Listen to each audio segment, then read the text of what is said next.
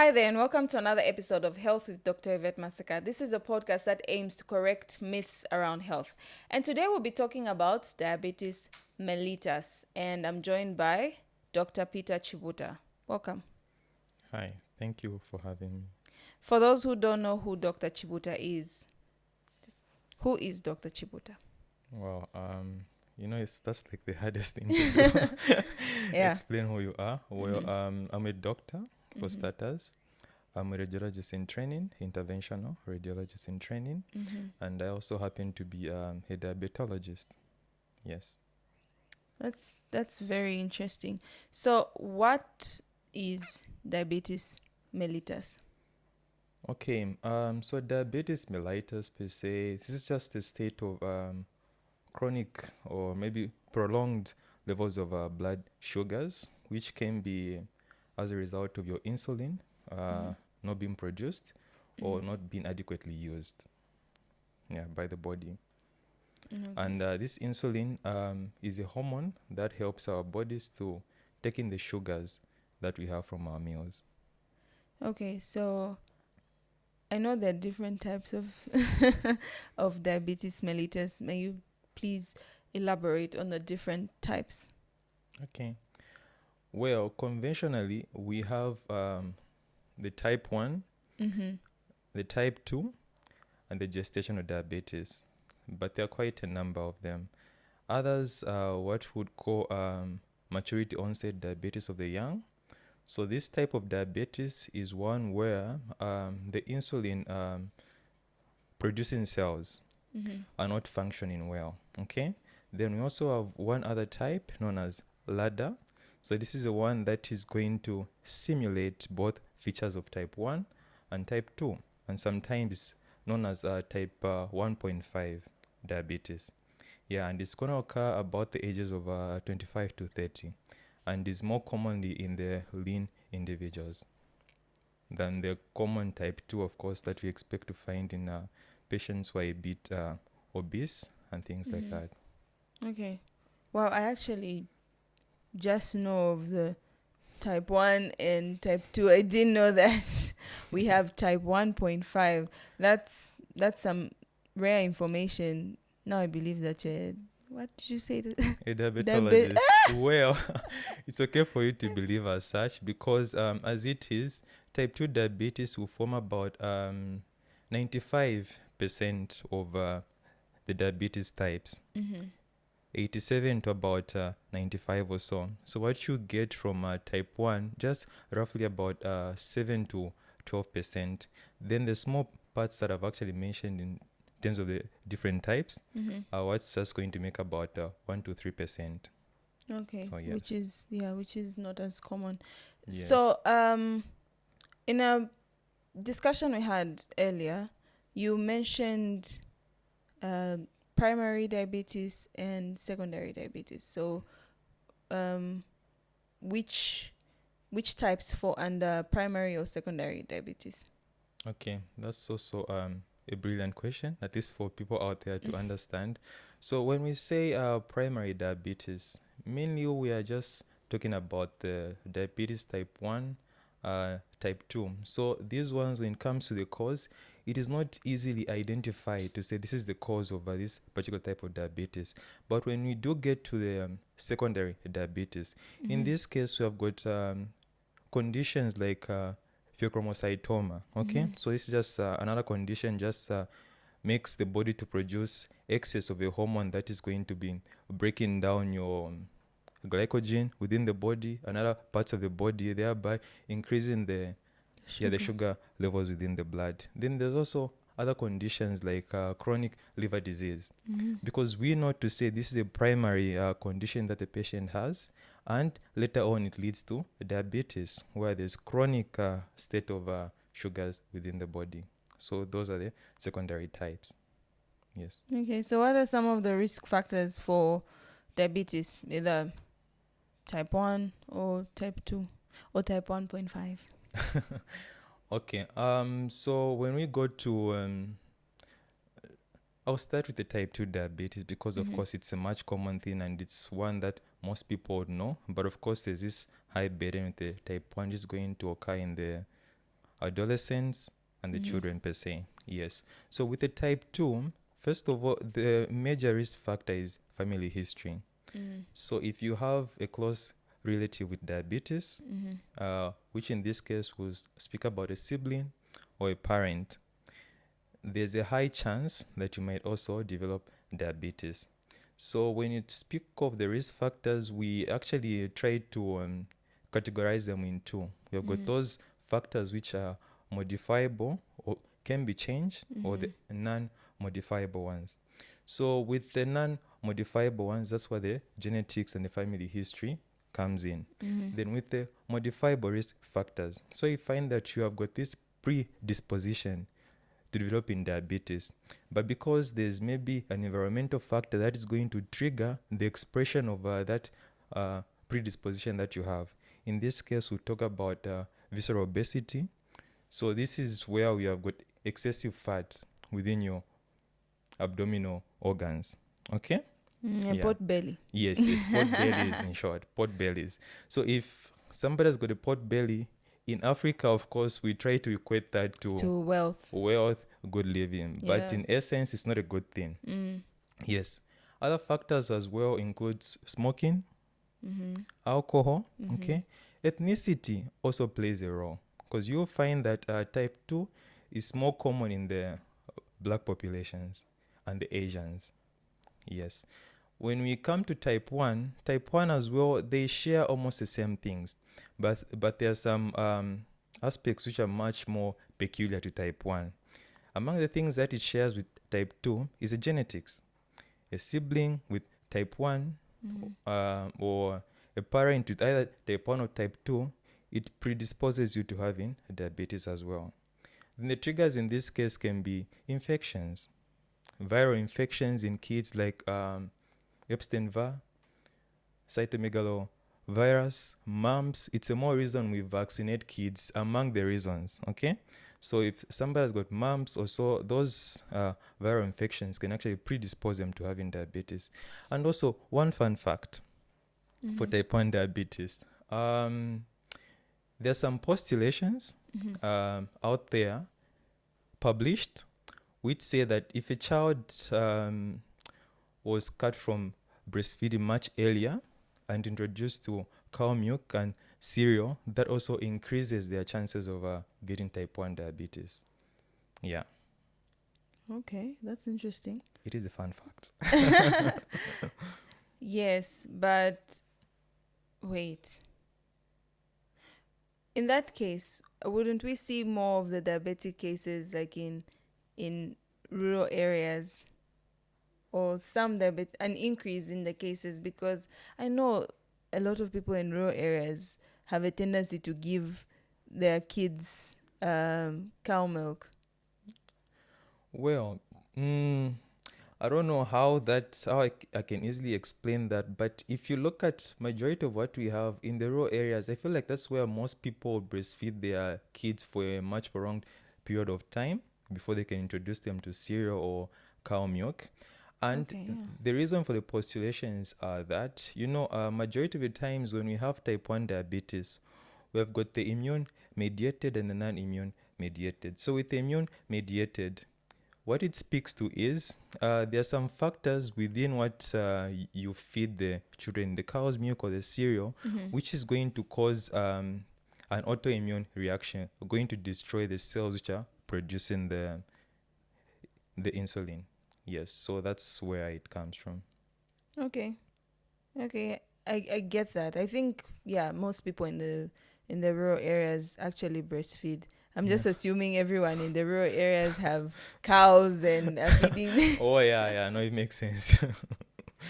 Okay, sense. So visceral fat, is there any like percentage to the risk for diabetes when it comes to visceral fat? Well, there are some measurements, but the measurements that we do take are also dependent on the race of an individual. So there's a ratio. I think I should get the numbers right, but we'll have to check that in. So with this ratio, what we actually calculate is that we'll compare the abdominal circumference, where when you go to the hospital, your doctor is going to get a tape, measure the abdominal fat, or rather the circumference, then it's going to make a comparison to what your hip ratio is going to be. So when that ratio is beyond, then you've got a much higher increased risk of you having type 2 diabetes.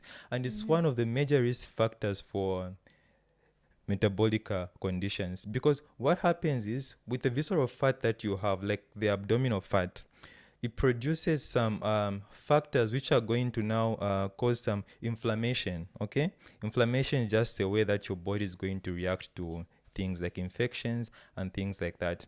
So when that happens, it goes on to the different parts of your body, like for instance the muscles, the fat themselves, and going to cause resistance of the insulin. So it's one of those major risk factors for having diabetes, visceral fat. So that's It's pot not equal belly to needs to go. yeah, it's not equal to wealth. So for some people wondering, like, how do I know if I have diabetes? How do people with diabetes present? What are the symptoms and signs of diabetes? Good. That's also another important question, because some people will actually be asymptomatic. What that means is they will not present with any symptoms of diabetes. Okay? Then another section of people are going to be symptomatic. So if we consider now the people that are going to present with the symptoms, if we speak of type 1 diabetes, about 25% of what we'll have is they're going to present with complications of high blood sugar levels, what is known as DKN. So a patient is going to come in a coma, they'll be breathing haphazardly, just the breathing that is not normal, and things like that. Then when you move on to the type 2 diabetes, majority of the times that they're going to come with complications of it as well, such as blurry visions. So you find that this is an elderly man or woman above the age of 40, 45, just has this abrupt need for specs. They're unable to see well. That's also could be diabetes. Then the three common things that you would have is urinating a lot, okay? Because somebody's passing urine a lot, you find that you'll be getting thirsty a lot, okay, which is the second factor. The other thing as well, the unintentional loss of weight despite having to eat a lot, what we call in medical term as polyphagia. You are eating a lot, and sometimes because of that, again, you're unable to gain weight. Yeah, the 3 P's of Exactly, diabetes. the 3 Which is P's. polydipsia, taking a lot of water, too much water, polyuria, passing a lot of urine, then polyphagia, which is the 3 P's. the 3 P's. Yes. So you started talking about the complications. Of course, the high sugar levels in diabetic patients predisposes them to have atherosclerosis, which is basically the collection of, I'll say fat, I'll use this term loosely, of fat deposits around the blood vessels, which leads to the blood vessels narrowing, which further leads to organs not receiving enough blood. So which organs in diabetic patients are commonly affected? I know you've already mentioned the eyes, they have blurry vision, but what other organs are at risk in diabetic patients? That's a very good question. So among the many organs that are going to be affected, which is essentially all of them, but of course the most common will find that the kidneys, which receive a significant amount of blood, are also going to be affected. Besides that, the brain, okay? So these are people that we see with strokes, okay? The heart itself, so just having this sharp pain in the chest, what we know as heart attacks, okay? So those are like the most common things as well. The liver itself can be affected. Then besides that, you will find that the nerves can be affected, and the blood vessels that are going to lead to the extremities. And now these are the people that you find that they are going to be having ulcers or wounds, which take a prolonged period of time to heal, and eventually can lead to amputation because the body, or rather the part of that body, is unable to receive the nutrients that it needs and also unable to take out what it's producing. So that part of the body dies. So you find that there's a very high risk of diabetics being amputated. Yes, or the limbs being removed. And that's a dreaded complication. Yes. I remember one patient was diagnosed with diabetes, and the first question they asked me was, does this mean I'm going to get amputated? And we had to explain that if your sugar is well controlled, the chances of you developing those complications that lead to amputation are reduced. But of course, you cannot assure them to say, no, 100% you will never get amputated. But if the sugar levels are well controlled, if you don't get those complications, then there'll be no need for amputation. That's an excellent point, because I just recall when you talked about the risk factors. Because you have got these factors which are much more modified. Okay, so what we can do in that instance is, to say, okay, I have visited my health practitioner much early, have been diagnosed with diabetes. They're going to put you in a program there where they educate you about diabetes itself, how you're going to take care of yourself. So what that does is it actually prolongs, or rather delays the time that you are going to, even prevents the development of these complications. So it's always important that you get the right information, because there's a lot of wrong information out there. Yes. So let's say someone has diabetes. What do they expect from the hospital when it comes to checkups? What should we ideally check for when it comes to the hospital? Okay, so it's a patient that is coming the first time you have diagnosed them with diabetes. Okay, yeah. Let's say we've diagnosed them with diabetes. What do they expect from the reviews to come? Okay. That's a brilliant question.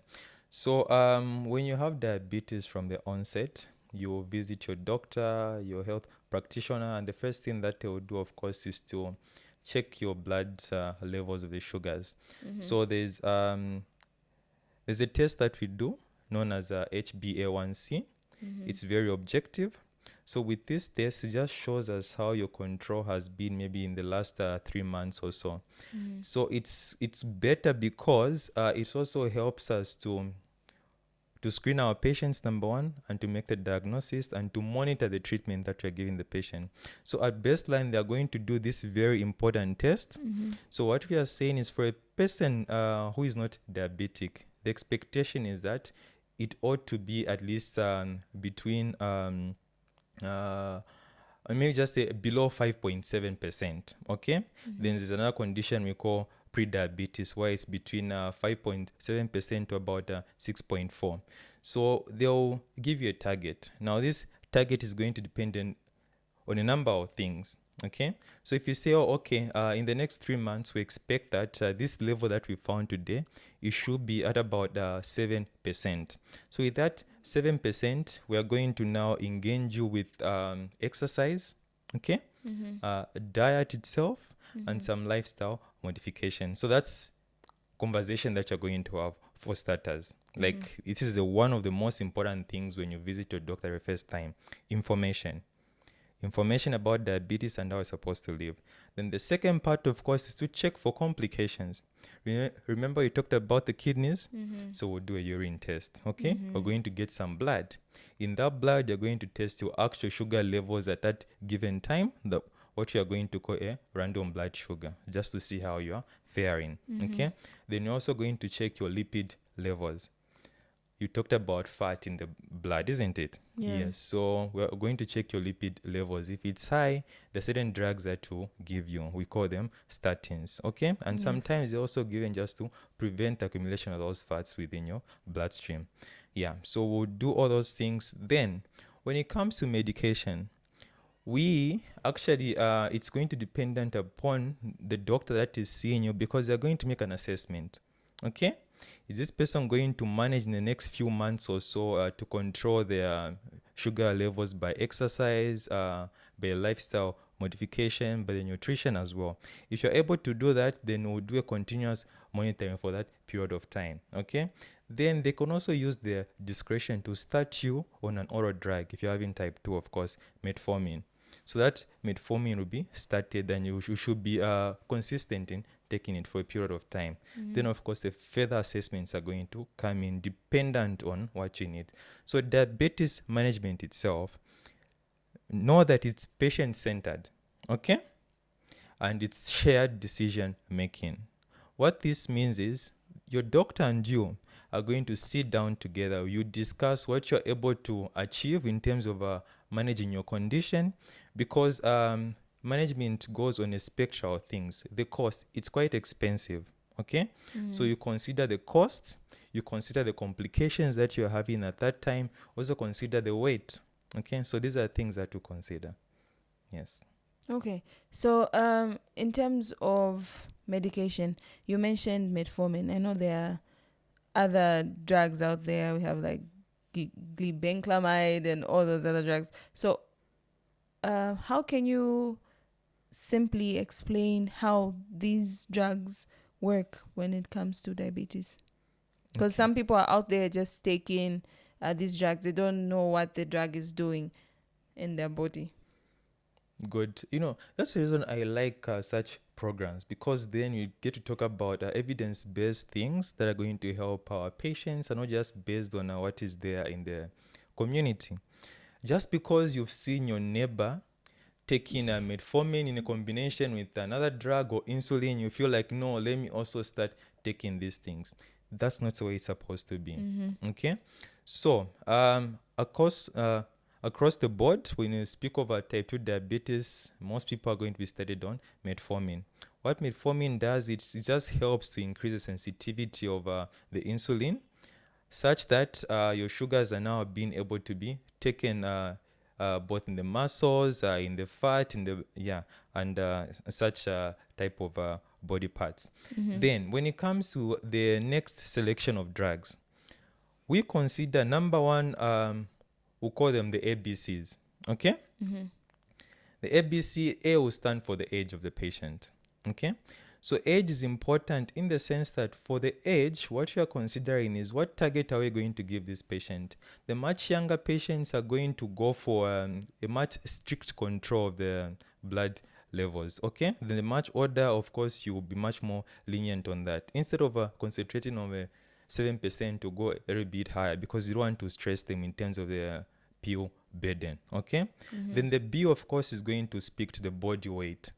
So you'll find that in addition to the metformin, if your concern at that point is a body weight, you are going to select a drug that also helps in the reduction of weight. Okay? Now, these are the different classes of drugs. Now, your doctor is just not going to pick that particular drug. Like I said, shared decision making as well as cost effectiveness. So they're also going to look at your pocket as you discuss. What drugs are you going to manage from this? Okay? Yeah. Then the third thing that you look at now is the C, the complications. Okay? So with the complications, does this patient have a kidney problem? Okay? Does this patient have a heart problem? So that's where some drugs, when you call them, SGLT2, GLP-1, these are drugs that they are going to give you, because now you've got a complication with regards to your heart and your kidneys. So it is not one size fits all. Okay? Yeah. Then the D, of course, just speaks to the duration. For how long have you had your diabetes? So it all speaks to all these things. Yes. So for those people who are wondering, like, I'm on metformin, but now my doctor's introducing insulin. So why are they putting me both on metformin and introducing insulin? Good. That's also another very important question. It's like you've been talking to these people a lot. Huh? Yes. Yeah, because they ask these questions a lot. Well, insulin. Some people think that when they have type 2 diabetes, there'll be no need for the insulin. But trust you me, there's need for that, because with type 2 diabetes, what we have, of course, is the resistance of the insulin to work at the level of the tissues, number one. Then there's also a relative reduction in its production. Okay, so now imagine this is the insulin that is not being produced adequately by your cells. Then there's these years that you've had the diabetes, and these cells are working over time. Eventually, they become to die off. And at the time where now they're unable to produce those the insulin, there'll be need for you to get in the insulin in your body. Okay, because all these oral drugs that we are talking about, the only thing that they are doing is they are working in accordance to the insulin that is being produced. So if that insulin stops being produced, you need insulin now to be given to you. So that's the more reason you need that. Okay. We haven't talked about how glibenclamide works, which is commonly called downhill. How does it work? We've talked about metformin, but we haven't talked about downhill. I'm sure people are wondering how it works. Okay, good. Okay. Glibenclamide or downhill, in other terms, we call it a secretagogue. Okay. So what that means is it helps to, like, in layman's terms, it like squeezes the beta cells to produce much more insulin, because recall we are saying that these cells are unable to produce adequate insulin. So what happens is when you take the downhill, it helps now to produce much more insulin for you. Okay, so that's the more reason we add it to the metformin that we give. And downhill is one of those drugs which are dangerous. Okay, because these drugs are producing the insulin, or rather they're helping your body to produce the insulin. If you take them at the wrong time, without eating, just like the insulin, they can push you into what? Hypoglycemia or low blood sugar levels, which is actually more dangerous compared to high sugar levels, because then you can have a silent death. So those are things that we do not want you to have. Yes, because most people will just worry about the high blood sugar and not worry about them going into low blood sugar. And we're always advising patients to know their body. Know when you have low blood sugar. Sometimes you don't even need to check. You just know you're going to start sweating excessively. You're going to feel hungry. True. You may be confused, such things. So know your body. And that's the moment where you are allowed to take something that has sugar, because you want to rapidly increase your blood sugar. So you can take a Fanta, a Coca-Cola just for that moment to save your life. It's allowed at that point. Yeah, no, that makes sense. Maybe just I'll touch on that point. So insulin is going to be produced in two phases. It's a more reason for those people that take insulin. If you look at your insulin pack that you have, there's what is known as a biphasic insulin. Okay. Yeah. So there's a first phase, which is much more rapid. When you take in a meal, insulin is going to be produced much more rapidly. Okay. Yeah, so that's the first phase. Then the second phase, of course, is the one that is a bit low and it's prolonged. Okay. Yes. So in this instance, if you're going to take in a drug that is going to raise the insulin much more faster within your body, you'll find that it will wash out the sugar levels at once and might dive you into hypoglycemia. Yes. So now let's talk about the normal sugar levels, because there are people out there who are checking their sugar and maybe they don't even know what their normal fasting blood sugar should be, what's the acceptable random blood sugar, and postprandial blood sugar, which is just the blood sugar after you eat. So what are the normal levels? Okay.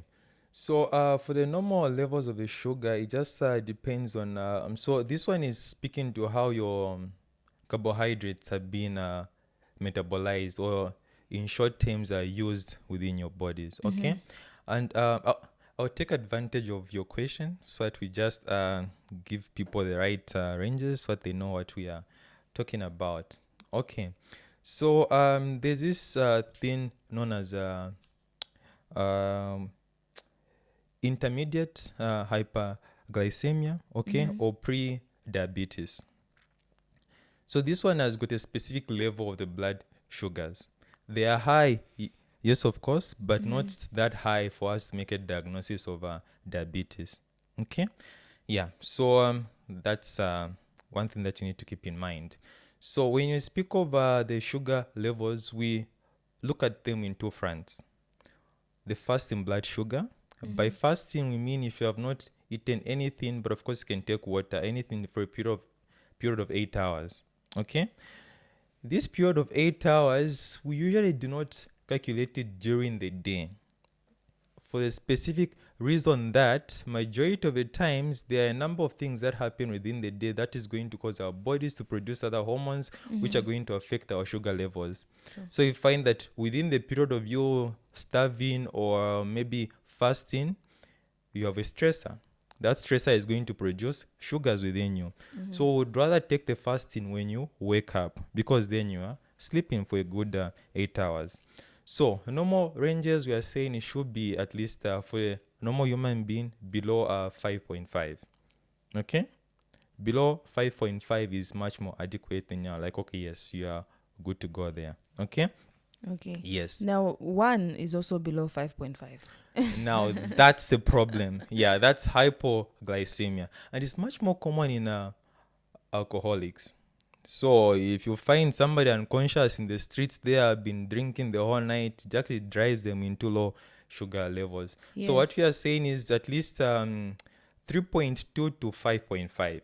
That would be our good range for normals. Okay? Below that, we are pushing ourselves into hypoglycemia, and quickly we need to have a meal. Yeah, so to push our sugars up there. Okay? Yes, then I'll jump in between and I'll move into what we call diabetes. So if you are going to have anything fasting, anything above 7, anything above 7, we need to worry for diabetes. And I'll talk about how in the hospital they'll make a diagnosis. Okay, above 7 fasting, worrying for diabetes. Okay, then the other part is random blood sugar. Okay, postprandial. So with the random, it's random because in this space of time you have actually eaten. So you just want to check how it is. So for the most part, you would like to take this random blood sugar at least after 2 hours when you have eaten. If it's anything above 11.1, concerning for diabetes. Remember I talked about the pre-diabetes? Pre-diabetes, we are saying that the levels of fasting are going to be between 6.1 to 6.9. Okay? Then the postprandial, we're talking about 7.8 to about 11. Okay? So if somebody has this, they're much more predisposed to developing type 2 diabetes in the future. So how you make a diagnosis, if you've got 2 of these abnormals, then the diagnosis will be there. You can have 1 with the combinations of the symptoms that we talked about, that is going to also call for diagnosis of diabetes. Okay, say I am pre-diabetic, yeah? Am I going to be put on either metformin or insulin? No, that is not necessary. So for a pre-diabetic patient, these are the ones that now we intensify on lifestyle modification, intensify on exercise, intensify on also nutrition. Okay? And we are going to follow these individuals every year with a glycated hemoglobin, because their chances of having type 2 diabetes is much higher. So the reason we are going to intensify on this is we want to actually stop or delay the development of diabetes. Yes. Okay. There's a test that we haven't mentioned, the C-peptide test. Is it an important test when it comes to diabetes? Well, it has a role, especially in type 1 diabetes. So this test that we do is that first of all, when the insulin is being produced, in the processing of the insulin, now this is like the medical things, okay? So when the insulin is being produced, the post processing at the genetic level or the cell level, it is going to be, so we have got this insulin which is not yet mature. So as the insulin is being matured, there's what is nipped out of it, okay, which you call the C-peptide. So the C-peptide actually helps us to know the level, because majority of the times you find that it's been produced almost at the same amount compared to the insulin. So it's a measure that we use to know the amount or the levels of insulin that your cells are producing. Okay, so it's one of the factors that we use, yes, in Okay. type 1 diabetes. Okay. So when it comes to prevention, of course, it's just the opposite of the risk factors.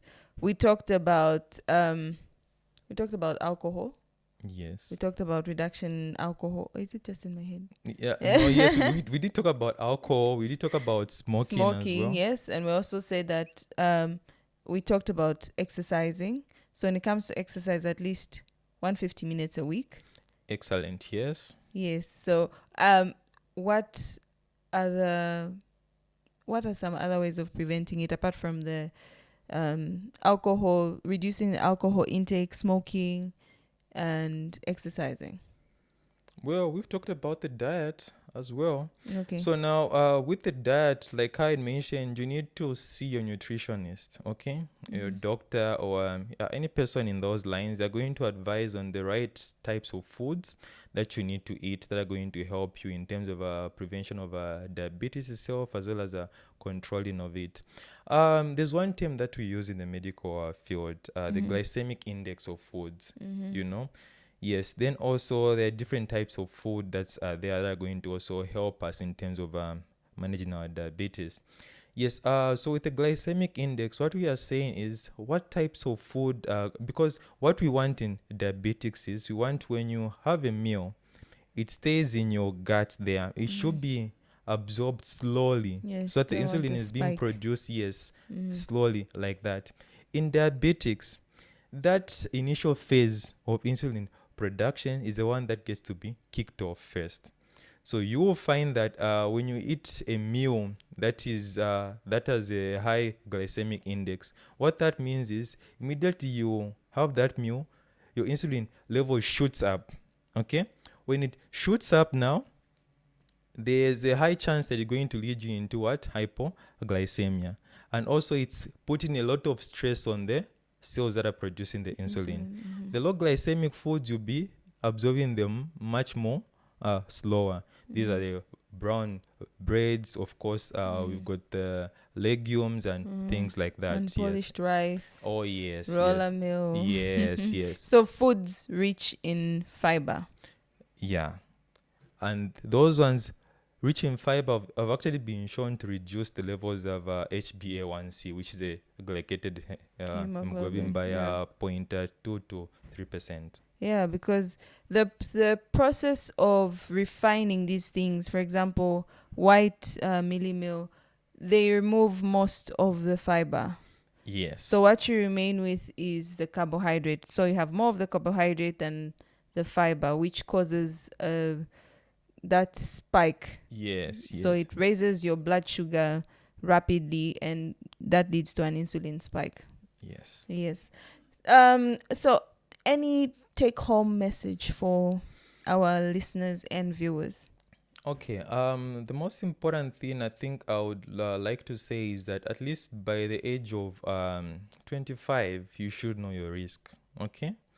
You should know your risk. You see your doctor. You see if maybe they have a family history. You have a family history of diabetes. If you've got any genetic predisposition to that, check your weight. Okay. Your BPs and things like that. So this actually does help. So at least in the long run, you're going to prevent or delay the development of diabetes. Yeah, that's the number one take home. Then the number two take home message is that it's always important for you to visit a health facility that is going to give the right evidence-based information on how you manage this condition. We're not happy when you see you in the hospital with complications. Most times you would wonder, where have you been all this while? So it's important that you see your doctor much earlier. You get advice, and yes, the community is there to teach, but also ensure that you visit your doctor to learn about these things. Okay, that's a very good take-home message. Yes. Thank you so much for joining me today. This was Health with Dr. Yvette Maseka. Please remember to subscribe. Bye.